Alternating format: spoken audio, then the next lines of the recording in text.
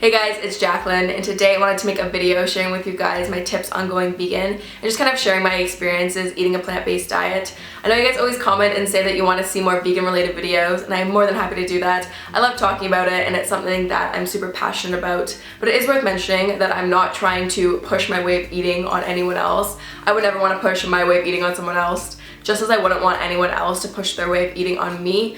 I'm just simply trying to share my experiences and hopefully providing some tips for some people who are interested about eating vegan. So my first tip for going vegan would be to do your research and to really get educated about it. We're lucky where we live in the day and age where we have the internet and we have so many different resources and information literally at our fingertips. So I think it's really important that you invest the time into it and to really get educated about what veganism is. And it's also really helpful if you really find what your motivation is and what really resonates with you and what drew you into the lifestyle, and to just kind of identify that. So for me, I really was interested in the health benefits of being vegan, so that's where I kind of started. So I would research tons of different nutritional facts and watch so many different documentaries related to the health benefits of eating vegan, and that's really what initially drew me in and what I really connected with. But there are so many different reasons for going vegan, whether it be for animal rights, for other ethical reasons, environmental reasons. But yeah, so there's a ton of different reasons why someone would want to go vegan, but I think it's really important that you just kind of identify what that is and do as much research about that as you can. I also think that it's really important that you go into it with the right mindset. I try to be a fairly open-minded person in my everyday life, but yeah, I think just go into it with an open mind and don't be super judgmental of it. I think it's very easy to judge things that you don't necessarily understand. And before I went vegan, I thought vegans were just people that ate lettuce all day and were really weird and restrictive, and that's just because I didn't know anything about it. So I think it's really easy to pass judgment on things that you don't really understand. So I think it's really important that you just have an open mind and just kind of take a positive approach to it. And also on that note, speaking of mindsets, I think you're kind of setting yourself up for failure if you kind of approach it as something that's super restrictive and you can't eat any of your favorite foods anymore, and it's just some trendy thing that you want to do to lose 20 pounds in 2 weeks and something really extreme, you know? I don't really think that's a positive approach. I think if you want to approach it for health reasons, to be more fit and to feel better, I think that's a way more healthy look at eating vegan versus some trendy quick fix kind of thing, right? I think you should, again, have a really positive mindset going into it and think about how it can be sustainable for you and how you can really incorporate it into something that you really enjoy and that you really like. I think anyone who is kind of pressured into eating vegan by their friends, or people who just kind of hop on the bandwagon and want to eat that way because they think it's trendy and cool, I don't think any of those people are really going to stick with it long term because, again, you don't really have any motivation or real reasoning to do it or why to stick with it. So yeah, I think it's really important that you find that motivation, you find that reasoning, but also you gotta let other people learn for themselves, and if they're interested, that's great. But again, you don't really want to be too pushy with it because it's not going to be something sustainable anyways. So you might as well let people figure it out for themselves and to really do their own research about it. Oh, and speaking of doing your own research, I also think it's really beneficial because a lot of people are probably going to criticize you and question you and be judgmental and attack you with 100 different questions. So I think it's really important that you kind of have your own knowledge and you've done your own research, so that way you can be like, hey, you know what, I've actually spent a lot of time looking into this, and don't worry, I'm not going to die of protein deficiency in a month. And just really approach it and respond back in a really educational way. And I know sometimes it can be annoying when people are super critical of you, and don't really take that to heart. I think a lot of people, again, question things and are mean about things that they don't really understand. So don't really take it as a personal attack. Just have the facts and do your research so you can kind of back yourself up and really support what you're doing. And also, I know a lot of people too always ask me how they can kind of convince their parents to let them eat vegan. Again, I think it's really important if you show that you're taking initiative and are really learning about it, and maybe you can kind of help educate them, and once they realize that you're taking it seriously, I don't really see how too many people could really argue against that. Another question I get a lot of the time is how to actually transition into eating vegan. I think in simple terms, obviously you just gotta cut out your dairy, meat, eggs, and other animal byproducts like honey, gelatin, things like that, which I know can be a bit daunting at first. But some people are different. I'm kind of like a cold turkey kind of person. I mean, I was vegetarian, like I said, before I went vegan. So I just kind of woke up one day and was like, you know what, I've got all this information, I'm just gonna go vegan, and I just kind of did, and I haven't looked back. I know other people kind of like to slowly transition, so maybe 1 month they'll cut out chicken, the next month they'll cut out beef, and the next month they'll cut out dairy, the next month they'll cut out something else, you know, kind of thing. So I guess kind of transition whichever way you think will suit you best. I'm kind of like someone who goes into it like full force, so kind of going cold turkey was good for me, but everyone's different, so maybe we just kind of play around and see what'll work best for you.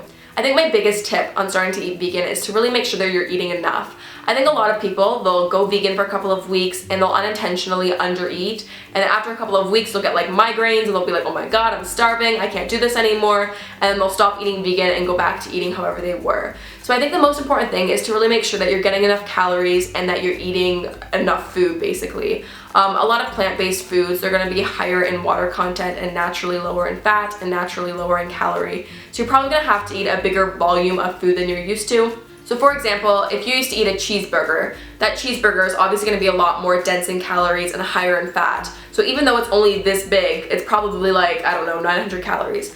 And say you're gonna eat, now in replacement of that, eat like a big hearty salad. If you wanna eat 900 calories of salad, you're obviously not gonna eat that much salad. You're gonna need to eat like that much salad, right?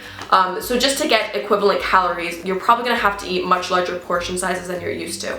I hope that kind of made sense, but I'm not really trying to encourage everyone to count their calories. I really don't believe in that. But I think maybe for like the first week or month or so, whatever, of being vegan, maybe just kind of keep like a rough track of your calories, just so that way you can really make sure that you're eating enough and you're not under eating. But yeah, I think day to day, I don't really believe in counting calories. I really believe in eating intuitively and really just listening to your body. But yeah, I think I'm at that stage now after years of eating vegan, where I don't really have to worry about that. Also, one thing that I quickly wanted to touch on is that eating vegan does not necessarily equate to health. You can eat like Oreos all day and be vegan, but obviously you're not going to be really healthy or feel the best. I really believe in eating like a whole foods, plant-based diet. So that's eating lots of fresh fruits and vegetables, eating lots of potatoes and rice and healthy, whole, not processed foods. That doesn't mean that I don't eat processed foods, and I definitely do still have my fair share of vegan junk food, but I think for the most part, predominantly most of your diet should be whole, fresh foods. I just think that you're gonna feel the best that way. But yeah, I just wanted to clarify that eating vegan does not necessarily mean that you're healthy or going to be the most fit person ever. There are definitely unhealthy ways to eat vegan as well. There are tons of different ways to eat vegan. Like I said before, whether you just kind of eat intuitively and just eat whatever you feel like, whenever you feel like it. I know there are people that eat like fully raw or raw till 4 or eat lots of starches. I've kind of experimented with eating all those different types of ways. I ate raw till 4 for a while, which basically just means eating raw whole fruits and vegetables, and then for dinner time having like a high carb cooked meal. I know I felt really great that way and I really enjoyed that. I kind of eat now more flexibly and I eat really whatever I feel like eating. But I eat lots of starches, lots of carbs, predominantly like a high carb vegan lifestyle is what I follow. I know one big critique people have towards eating a vegan diet is that they think it's going to be really expensive and not affordable. And I do accept and understand that everyone's financial situation is going to be different, but I definitely do think that there are ways to eat vegan on a budget. I know staples for me in my diet include like canned beans, dried pastas, rice, beans, potatoes, bananas. And those foods, when you compare them to prices of certain meats and cheeses, it's definitely going to be a bit cheaper. Of course, there are expensive ways to eat vegan as well. I mean, if you live in a country where fruit isn't as accessible and you're buying all these exotic, crazy fruits all day, of course it's going to be a lot more expensive than eating things like rice and beans. You know, I think it's kind of funny. Sometimes people can be really critical about it.